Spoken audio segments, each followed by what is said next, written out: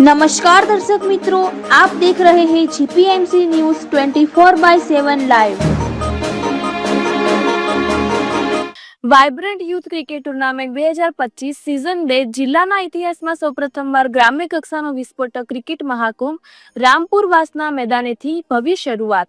જિલ્લાની ધરતી પર પહેલીવાર આકાર પામેલો vibrant youth cricket tournament season 2 નો ભવ્ય આરંભ રામપુર વાસના નવસર્જિત મેદાનમાં થયો, જ્યાં સૌથી વધુ ગ્રામ્ય ટીમો અને તે પણ સમગ્ર જિલ્લાના 7થી વધુ તાલુકાઓમાંથી ભાગ લઈ રહી છે।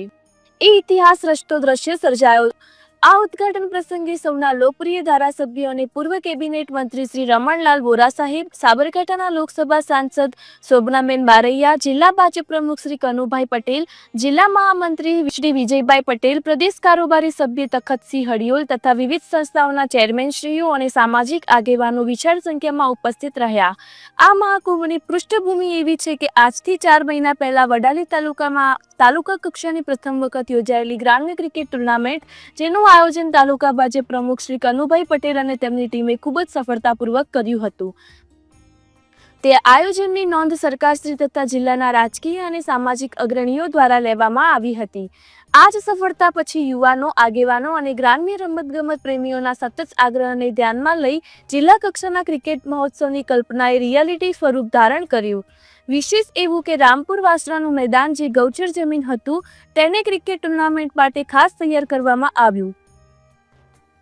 માત્ર 18 દિવસની અંદર સતત મહેનત અને લાખો રૂપિયાની ખર્ચથી આધુનિક light system, labelling, pavilion, food zone તેમજ મંચ જેવી વ્યવસ્થાઓ ઊભી કરી એક અનોખું ઉદાહરણ રજૂ કરાયું છે। આ કૃતિ અને કલ્પનાનું મૂલ્ય માત્ર ક્રિકેટ સુધી સીમિત નથી, પણ આ સમગ્ર ટુર્નામેન્ટ ગ્રામ્ય યુવાનોમાં રહેલા કૌશલ્ય, સામર્થ્ય અને સંઘર્ષશીલતાને મંચ આપવા માટેનો ઉત્કૃષ્ટ પ્રયાસ છે। આજે જે યુવાનો ગામડાઓના ખૂણાઓમાંથી આવી મહેનત કરી રહ્યા છે, એમાંય રહેલું ટેલેન્ટ મોટા શહેરોને પણ ટક્કર આપી શકે એવું છે, જેને રાજકીય, સામાજિક અને ઔદ્યોગિક આગેવાનો દ્વારા નોંધ લેવાય એ જરૂરી છે। આ માટે વાયુનેત્ર યુથ એન્ડ નેચર ફાઉન્ડેશન એટલે કે VYFF દ્વારા આ ટુર્નામેન્ટનું આયોજન માત્ર રમતગમત માટે નહીં, પણ આવનારા દિવસોમાં ગામડાઓમાંથી યુવા નેતૃત્વ અને રમતગમતના નાયક તૈયાર થાય તે માટેનું એક વિશાળ પ્લેટફોર્મ છે। હાલ આ ટુર્નામેન્ટ ભવ્યતાપૂર્ણ ચાલી રહી છે, જ્યારે ગઈકાલના અમારા રિપોર્ટિંગ દ્વારા રાત્રિના દામાવાસ કંપની ટીમ વિજેતા થઈ હતી, જેમાં અશોકભાઈ દ્વારા 98 રન મારી મેન ઓફ ધી મેચ પ્રાપ્ત કરેલ હતું, જેમાં આનંદ ઉત્સાહ સાથે દામાવાસ કંપાના ભાઈઓ અને બહેનો ગરબામાં ઝૂમી ઉઠ્યા હતા। સર્વેની દિનેશભાઈ પટેલ, 4 તાલુકા મંત્રી શ્રી એ તમામ અભિનંદન પાઠવ્યા હતા।